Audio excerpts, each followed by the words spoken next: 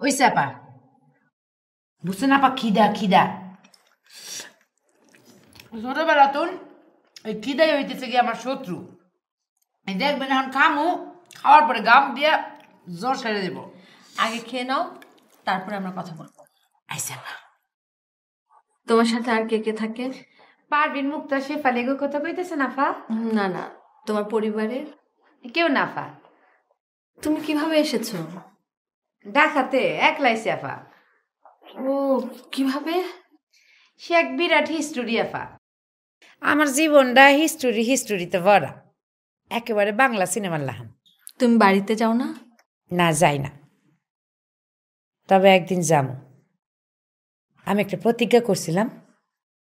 এইটা সময় হইলে তারপর যাবো তোমার মা বাবা তোমাকে দেখতে আসে না কেমতা নাই আফা তাই দেখতে এবার সাহসও নাই